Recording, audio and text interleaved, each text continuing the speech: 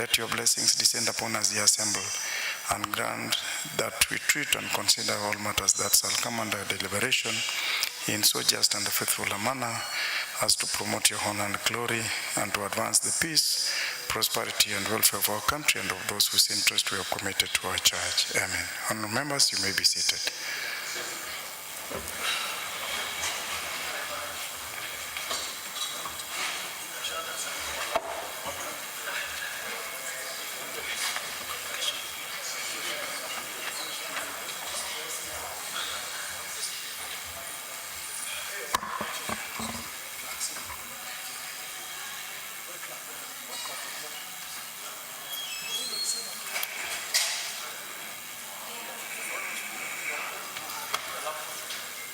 No, equal.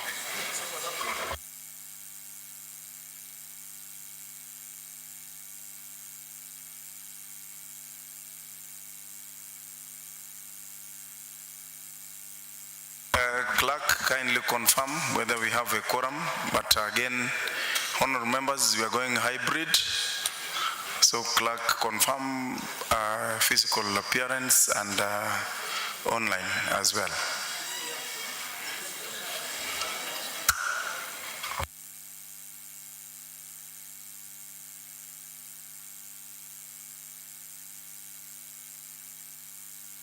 Do you have a clerk in the house?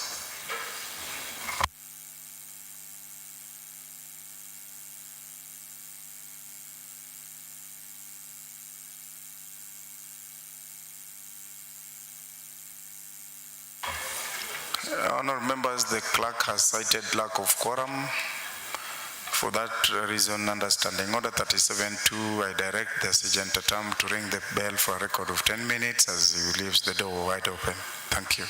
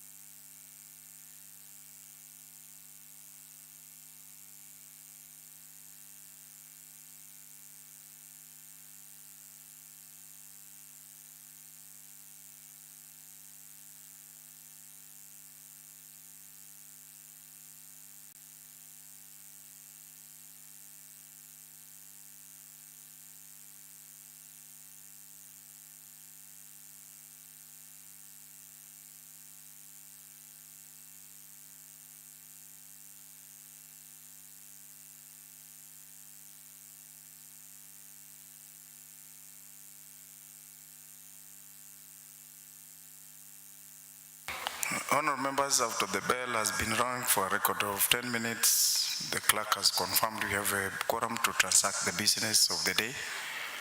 Kindly, clerk, proceed.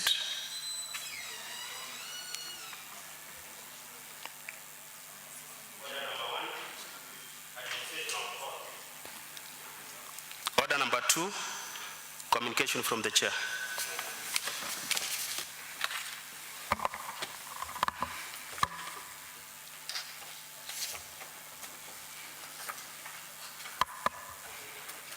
Honourable members, good afternoon.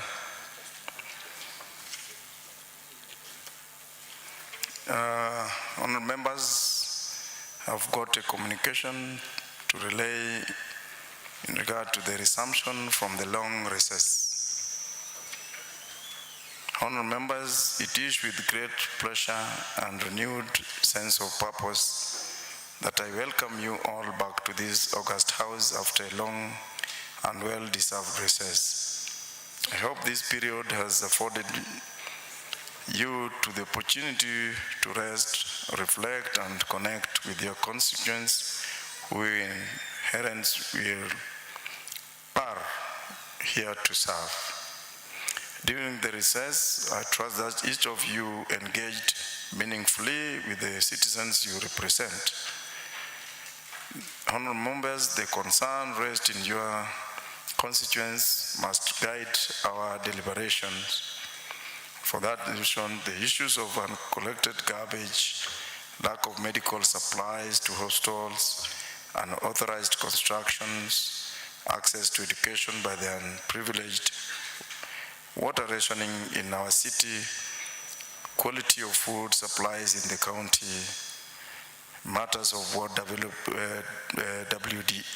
WDP legislation, disorderly public transport, poor infrastructure remains pressing, and we must address them with urgency and precision. I also commend the various assembly committees that continues their oversight and investigative functions during the recess. Your commitment to ensuring accountability in governance is commendable and reinforces the integrity of this institution. However, with the enhanced public scrutiny and informed constituents, committees will be required to redouble their efforts in oversight role. Honourable members, on revisiting previous directions and directives, honourable members, indeed, you may recall that in my communication on 30th April 2025, I did identify a number of critical sector issues that require urgent intervention by the county. However, since the Assembly acts on the basis of factual information and recommendations from committees, I directed sectoral committees to conduct site inspection visits and collect information on various areas within the scope of their mandate. Consequently, I was impressed to read media reports on some committee doing this. For instance, the Sectoral Committee on Health, Urban Planning and Water and Sanitation. In the said directions, committees were required to present report on resumption.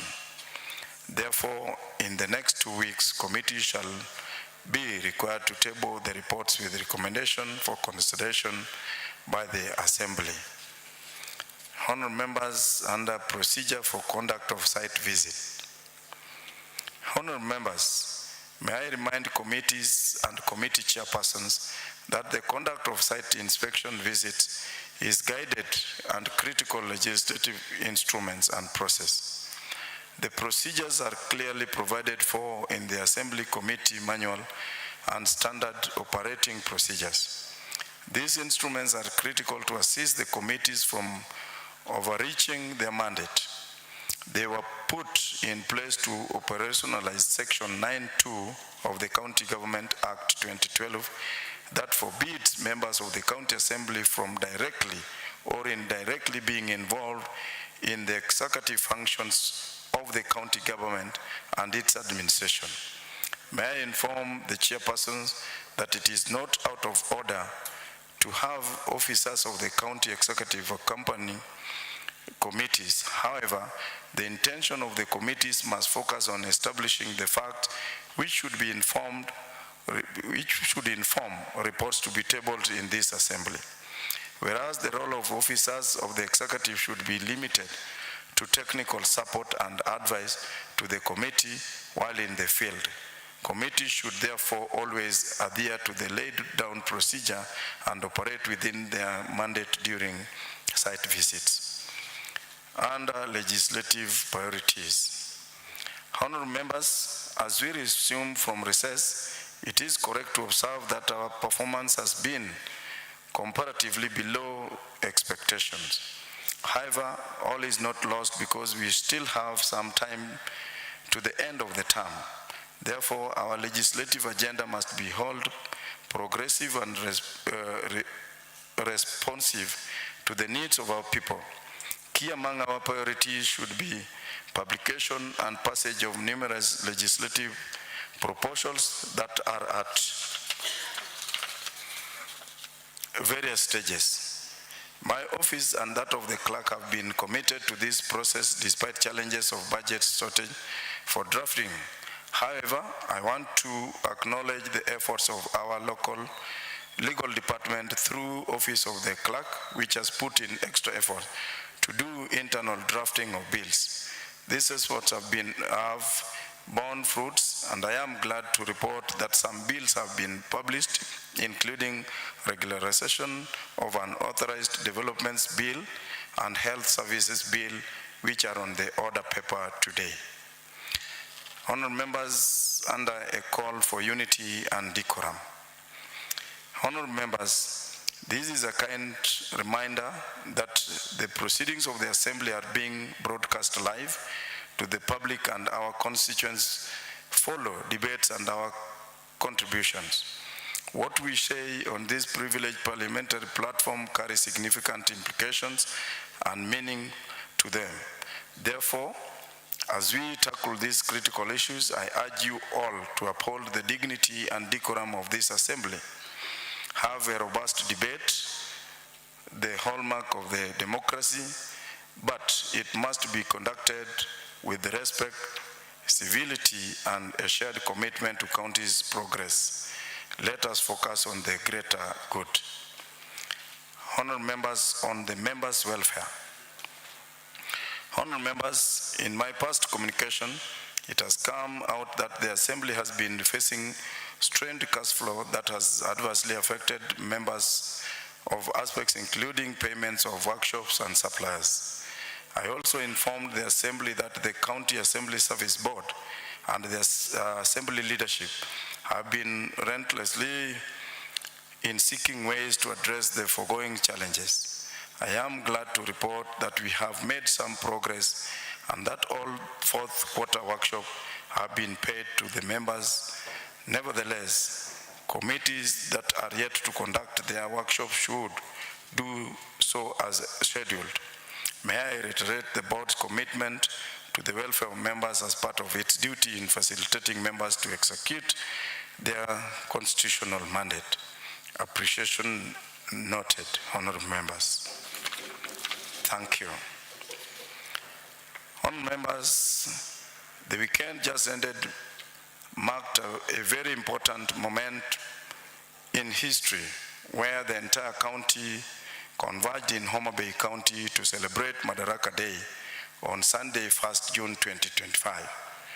Being my rural home, it was especially important to my family to be honored by His Excellency President William Samoei Ruto, CGH, and the former Prime Minister of the Republic of Kenya, Right Honorable Raila Amolo Odinga, to take time out of their busy schedule to visit my rural home.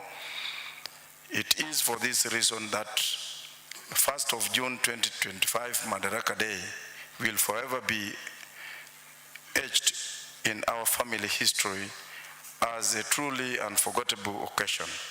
The decision by the two eminent personalities to grace our humble rural home was an honor beyond words, a gesture that speaks volume and of their dedication to connect with every citizen, no matter how far flung.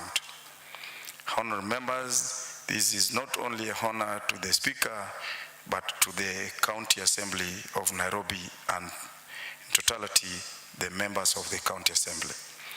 Honourable members, the visit was not merely a formal engagement, it was a moment of genuine warmth, a testament to the spirit of unity and progress that Madaraka Day embodies. We felt truly seen and valued, and their gracious interactions with each member of our family brought smiles and memories we will cherish for a lifetime. The sight of them in our village, engaging with its people, has inspired us all. This visit has invigorated our community and reinforced our belief in leadership that cares deeply for all corners of our nation. Thank you, Mr. President, and your brother, Right Honorable Raila Amolo Odinga, for this incredible privilege.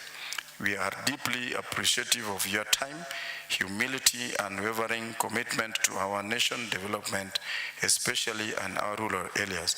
May God bless you. In closing, honorable members, I remind us all that the privilege to serve in this assembly comes with immense responsibility. Let us rise above partisan interest and work collectively for the prosperity of our country in line with the rallying call by the aforementioned leaders of this country. The task ahead is great, but so is our capacity to achieve it.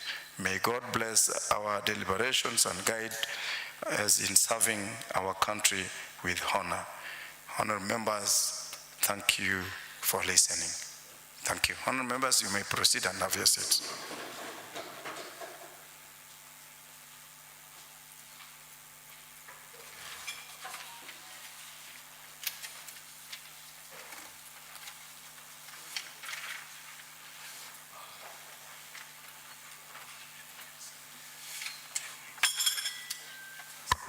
Clerk. Order number 3, messages. Order number 4, petitions. Order number 5, papers.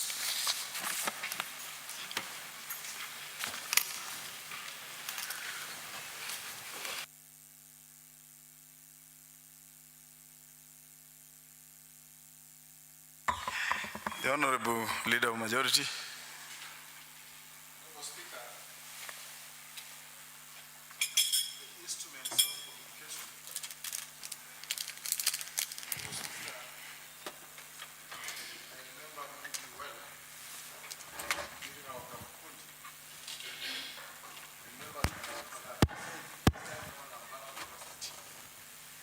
And I'll do oversight on both sides of the coin.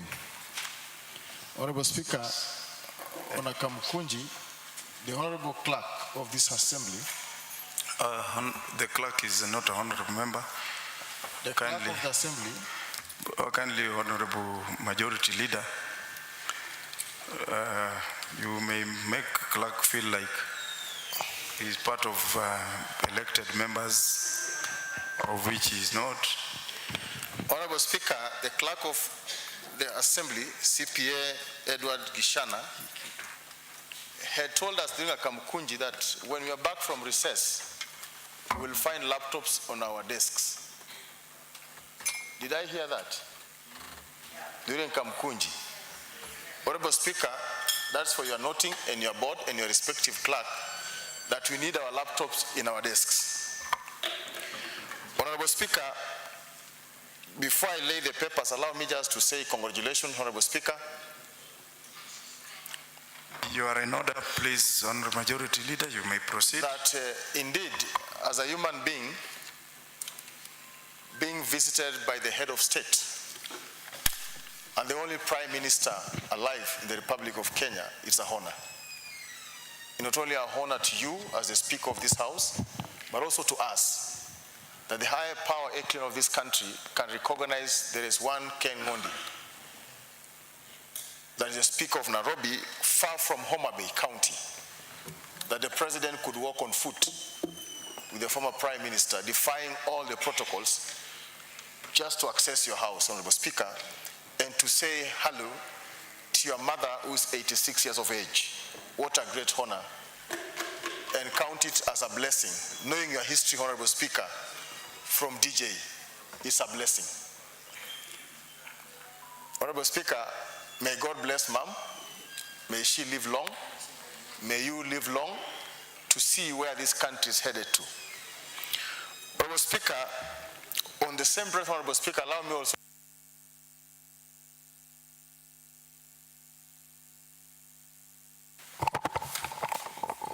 and my counterpart, Bishop. During recess, we never slept, honorable members, and the whips. We were always in constant communication, consultations with the Speaker on the issue of the welfare of the members. To date, to the fourth quarter, no member of the County Assembly can say that he has not received his interest or his payment. And this is a real thumbs up the clerk's office and the Speaker as the head of the institution. And this is what we want. And clerk, respectively to your office, may we start the first quarter on the same breath that no member will travel to any retreat without his payment on his pocket. That one will give us credence to work now as oversights, legislatures, and representatives. So, Honorable Speaker and the clerk's office, congratulations. I think this month's Speaker has been a blessing to you from one corner to the other. May God bless all of us. As I said, when we close the assembly, let's have something to do and let's work for the people of Nairobi. For those who went for oversight, and this must go to the security agencies and others and executive people. I remember a committee was denied to have technocrats to take them to the sites. We will go those sites. And no committee should feel intimidated. As long as we have our Sergeant at Arms, the Speaker's signature, one of the best beautiful signature belongs to the Speaker and the clerk of this house. As long as the Speaker is approved sitting outside the house, every public person must respect that committee, because that's an extension of this parliament. So the Committee of Health, the Committee of Planning, the Committee of Environment, all those who went for site visits, you have total support from the entire leadership of this house to do your job. Honorable Speaker, with those few remarks, let me also welcome all of us. Thank you, Whip, for a good job done so far during recess. We are always on the clerk's neck to make sure when we open this bunge, members are okay and they are safe. Speaker, thank you. Thank you for a good job. Honorable members, pursuant to Section 166 of the Public Finance Management Act 2012, I beg to lay the following papers on the table of this assembly today, Tuesday, 3rd June 2025. The Nairobi City County Revenue and Expenditure Report for the period ended 31st March 2025. Honorable Speaker, to be tabled before the Committee of Budget, Finance and Appropriation. Honorable Speaker, I beg to lay.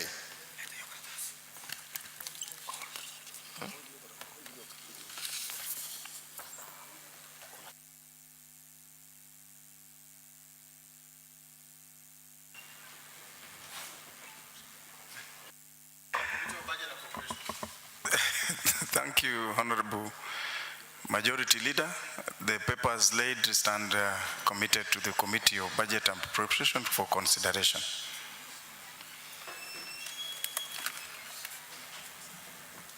Clerk, let's proceed. Order number 6, notices of motion. Honorable Maragu.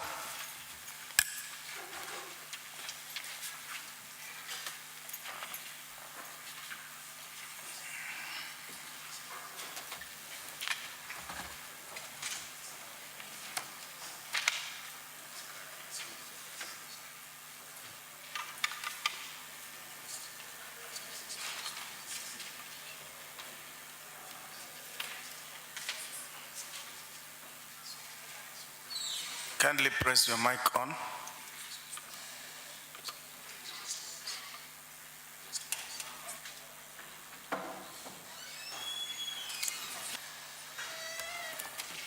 It's on. Thank you, Honorable Speaker.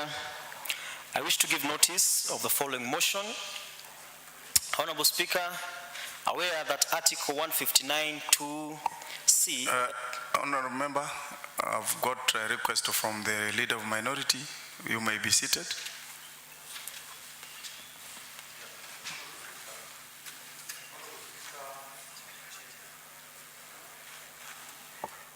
Speaker,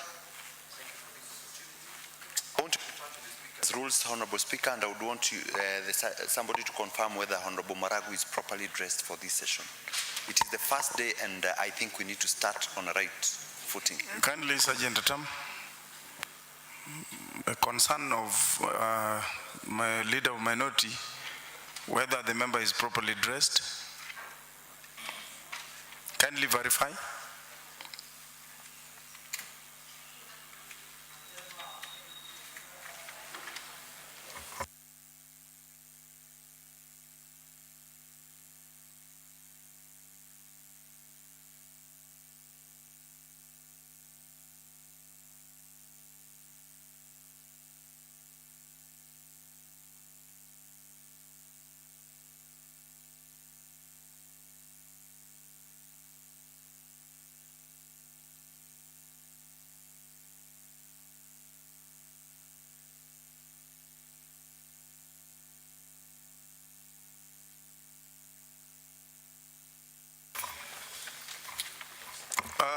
Honorable Maragu, the Sergeant Atam has confirmed you are not properly before the assembly. You are not properly dressed. You are in a jeans trouser. So kindly, Sergeant Atam, you may assist the member to exit the plenary.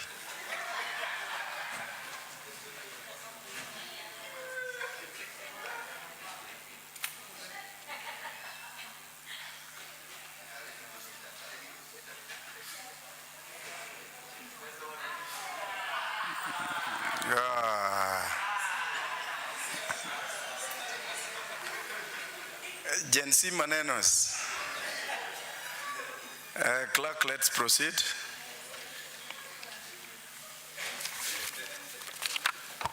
Order number 7, statements. Actually,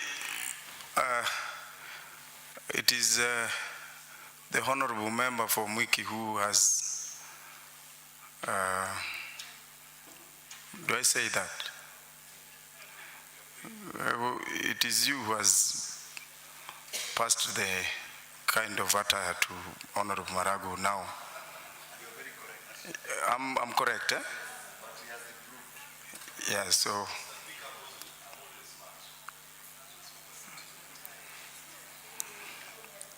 Thank you. We are under order number 7 on statements. I don't know whether the leadership has got a welcoming remarks to relay to the assembly. Any member, any leader who has a welcoming note to the fellow members. It must not necessarily be leadership, but yes, Honorable Minority Leader, please. Thank you, Honorable Speaker. I would like to take this opportunity to welcome members again. The Hearts and Office kindly. Yes, the Honorable Minority is struggling. Yes, to welcome members again. And Honorable Speaker, it is fortunate that we are back. The Lord has been good. It is good to note that we are coming back in this session without one of our members who left us to be with the Lord. So we should be glad and we should take our time to make sure that we work for the people of Nairobi, because that is the opportunity that we have been given. Honorable Speaker, I would like to echo the sentiments of the Majority Leader and the clerk who is here, that he is committing to members having a smooth period during this session so that they'll be able to oversight and do what we are supposed to do. We would request Honorable Clerk, or we request the clerk again to streamline the financial systems to what they have always been, that members go for retreats with their money in their pockets. Honorable Speaker, I also would like to challenge members that this is the second last financial year and the second last budget that will be passing for this house, let us be more serious than ever to do oversight and to represent our people like we have always done. Honorable Speaker, personally and on behalf of the Kenya Kwanza Coalition and as the chairman of UDA in this county, I'm committed to make sure that we do our oversight very well, very firm, and make sure that we go to the next. You need to be correct and clear. Yes. Is it self-proclaimed chairman UDA Nairobi or appointed or elected Honorable Speaker, or selected? when the party was formed, I was the one who took that position because it was vacant. That has not changed. So self-proclaimed. Not self-proclaimed, self-appointed. And it is working, Honorable Speaker. It's working. Nobody else is laying claim to that seat, and you can confirm anywhere. The two people who are competing with me have all backtracked. Okay. And I'm the only one there, so it is unopposed. Thank you. Thank you, Honorable Speaker. Thank you. Honorable Whip.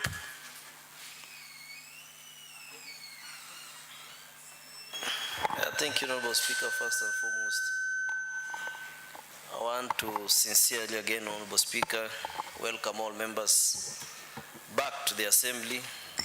As my leader has proposed that it was unfortunate that this Assembly lost one of us, and may God rest his soul in peace. Honorable Speaker, as you can see, you have come back with a lot of blessings after being visited by the President of the Republic of Kenya and the Right Honorable, the Prime Minister, Honorable Speaker, because there is no any other Prime Minister after him, so we can't call him former Prime Minister, Honorable Speaker, because he's the only current and future and forever, Honorable Speaker. Honorable Speaker, we want to sincerely thank the honorable members, especially the Committee of Health, the Committee of Planning, and the Committee of Environment. That, Honorable Speaker, you remember you had given a raft of information of what's supposed to be done. And for some reasons, the whips, you had given us firm instructions that we should change the membership. But, Honorable Speaker, we do request you that we give them time now that they have started showing their energy towards the responsibility which they have been given, Honorable Speaker. Honorable Speaker, I believe that the Committee of Health today will receive my bill, which, Honorable Speaker, which will give a raft of changes in hospitals, which I believe the Committee of Health will give guidance. As the leader of majority has said, and the leader of minority, that, Honorable Speaker, you said and you saw that you will protect the members of this current assembly when they are doing their oversight role. Honorable Speaker, we are there, and we expect that the same members be protected in full throat of the Constitution of the Republic of Kenya. Honorable Speaker, with those few remarks, we welcome you members back and proceed and do the functions as per scheduled in Article 195 of the Constitution. Honorable Speaker, I beg to welcome members. Thank you. Honorable Dionysius Mwangi. Honorable Redson Otieno. Honorable Heho. Honorable Jared Akama. Are you ready? Kindly proceed. Thank you. Thank you very much, Honorable Speaker, for this opportunity. I have a statement request, Honorable Speaker, pursuant to Standing Order 47-2C. I wish to request for a statement from the Chairperson of the Secretarial Committee on Health Services regarding the management of public and private cemeteries, funeral parlors, and crematoriums in the county. Honorable Speaker, Honorable Speaker, Part 2 of the 4th Schedule of the Constitution of Kenya 2010 provides that the responsibility for managing cemeteries, funeral parlors, and crematoria falls under the jurisdiction of county governments. Accordingly, it is the county's duty to ensure that these facilities are adequately maintained and operate in compliance with the relevant public health laws, as well as in the most humanly way. Honorable Speaker, Nairobi population has seen substantial growth over the years, leading to the saturation of public cemeteries such as Langata, which has already been declared full. However, the rising cost of burying loved ones in rural areas, combined with increasing pressure on available land, further highlight the needs for sustainable solution within the county. Honorable Speaker, public and private funeral homes should operate with compassion, professionalism, and commitment to supporting family during their times of loss. It is therefore important to know the management and operation of the funeral parlors.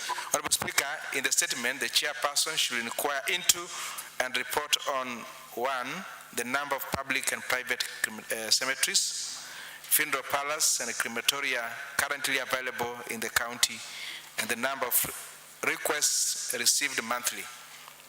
2, the status and condition of these facilities, including their level of compliance with public health regulations.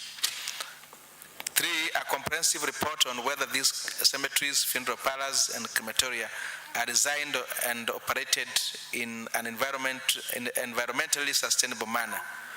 4, whether there are any laws that allows for burying loved ones in private homes in the county.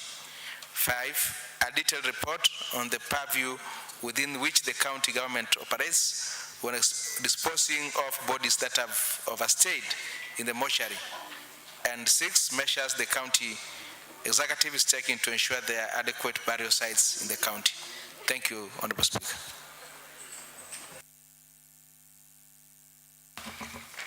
Thank you, Honorable Akama. Chairperson Health Services, kindly give undertaking.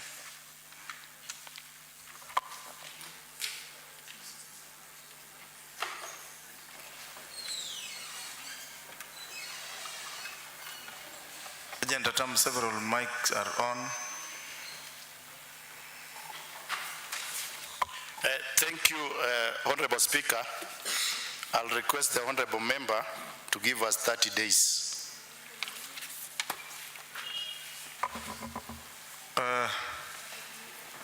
Honorable Akama. Speaker, I want the Chair for Health to take this matter serious. You know, I'm requesting this statement based on the experience I have every day. For your information, Honorable Speaker, my office is there in the Langata Cemetery. And I want to confirm that the people of Nairobi are really struggling to give their loved one a befitted send-off. And if this matter is dealt with an urgency, it will not only help us as Nairobians, but at the same time to ensure you are not comfortable with 30 days. The urgency, Honorable Speaker. Can you now? The urgency, if you can work within 2 weeks, these are issues which can be sorted within 2 weeks, Honorable Speaker. Chairman, can you consider bringing down the number of days? Thank you, Speaker. This issue of cemetery, it requires a lot of time. One, as a committee, we had started, we made a resolution on the way the cemeteries are being handled. And we found out that in Langata, there is a developer who has been given a piece of land within the cemetery. So it will require as time as we involve other agencies like DCI, the Anti-Corruption, and the Land Commission. So I'll request for 30 days. Thank you, and Honorable Chair. I'm wondering whether the Chair is insinuating that he wants to investigate the people buried in Langata Cemetery. Where does DCI come in? My questions are very simple, Honorable Speaker, and I don't believe that I've raised any criminal issues to be addressed by the DCI. So let him be serious on this matter, Honorable Speaker. And for that reason, I would want to request the Chair of Health Committee whether he has really understood your concern and question has raised. Because the approach itself, Honorable Morris, does not address the plight of the member. Kindly, were you listening?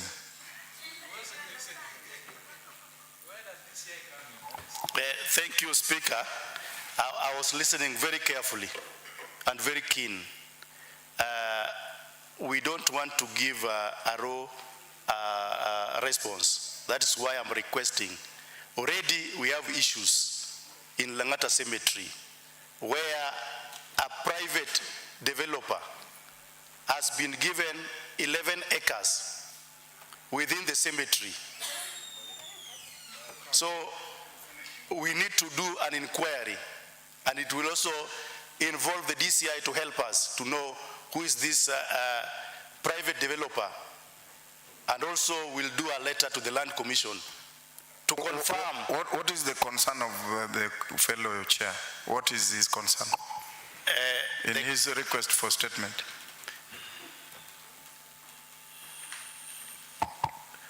The concern, what do you mean by the concern? What is the content of his request for statement? You want to know, it involves the people who have also grabbed. He's talking of the cemetery. There are individuals who have grabbed the part of the cemetery, and you also want to know how many cemeteries do we have within the county. So you need a DCI to tell you how many. No, as we probe these cemeteries, one of them is Langata, which has already been grabbed by an individual developer. Chairman, it's okay. Chair Kama, you will have to bear with the chair of Health Committee. He has made a request of 30 days to respond to your concerns. So kindly bear with him. Thank you. Let's proceed.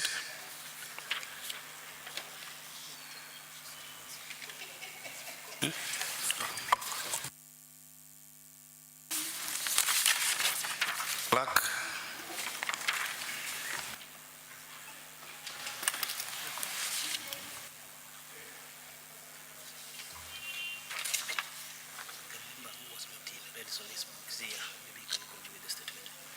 Oh, Honorable Redson, you are ready?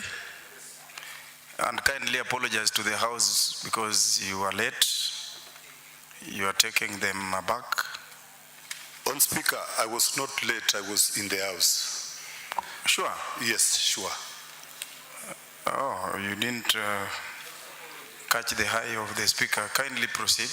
Thank you very much. On Speaker, Personal Standing Order 47-2C, I wish to request for a statement from the Chairperson of Selco Committee on There is a point of order from Leader of Minority. Thank you, Honorable Speaker. Again, we are starting the new session. Honorable Speaker, I am highly suspecting that Honorable Redson Otieno is not properly dressed. Kindly, Sergeant Atam. Kindly, Sergeant Atam, Elisa, confirm.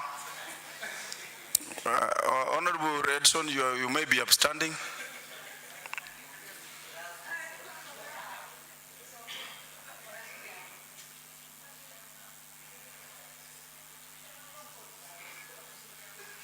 Honorable member, you should not engage the Sergeant Atam.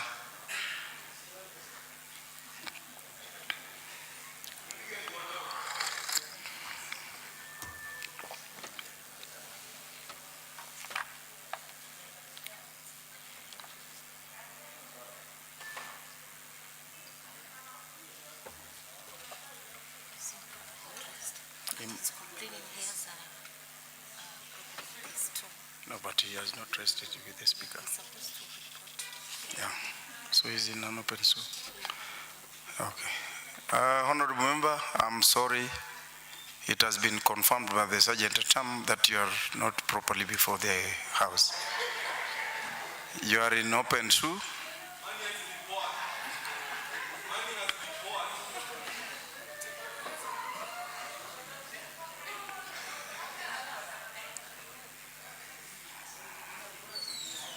Thank you. Clerk, let's proceed. Order number 8, the Nairobi City County Legalization of Unauthorized Development Bill 2025, a bill for an act of the County Assembly of Nairobi City to provide for the legalization of unauthorized development and for connected purposes. First reading.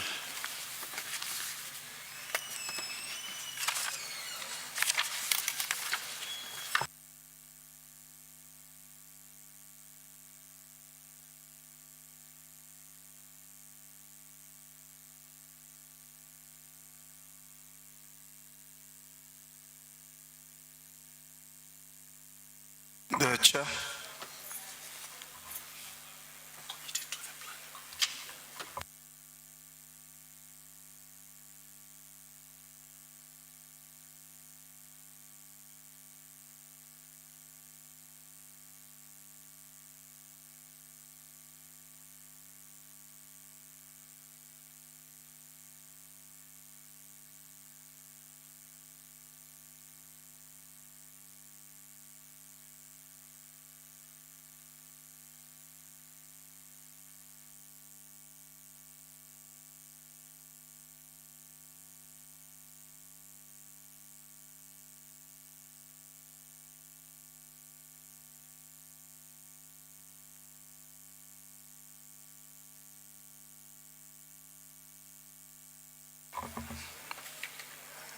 You may be seated. You may be seated. Honorable members, motion number 8, the Nairobi City County Regularization of Unauthorized Development Bill 2025, Assembly Bill number 2 of the 2025, is now committed to the Committee on Sectoral Committee on Lands, Planning and Housing.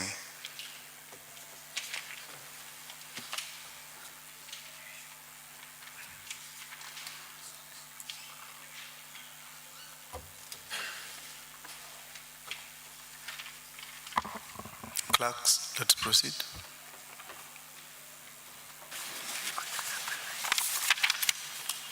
Order number 9. The Nairobi City County Health Services Bill 2025, a bill for an act of the County Assembly of Nairobi City to provide for a legal framework for implementing Section 2 of Part 2 of the 4th Schedule to the Constitution, the regulation and the management of health services and for connected purposes.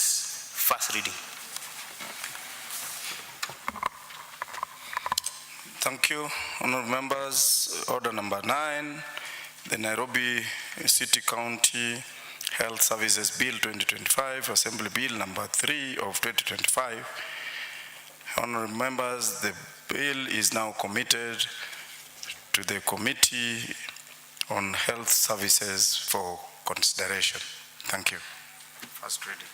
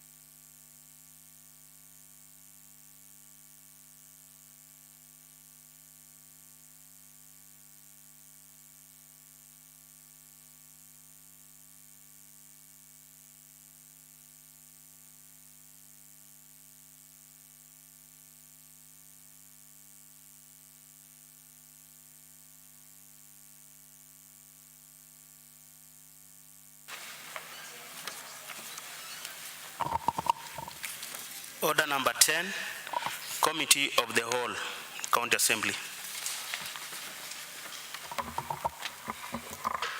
Honourable members, the motion number 10 on the Nairobi City County Civic Education Bill 2023, Assembly Bill number 9 of 2023, as read out by the clerk, is not ready, and for that reason it stands deferred to the Committee of House Business for reallocation. Honourable members, this brings us to the close of the business of the day, and the Assembly now stands adjourned to 2:30 to tomorrow, Wednesday. I direct the House Business Committee to have a sitting at the rise of the Assembly. Thank you and enjoy your evening.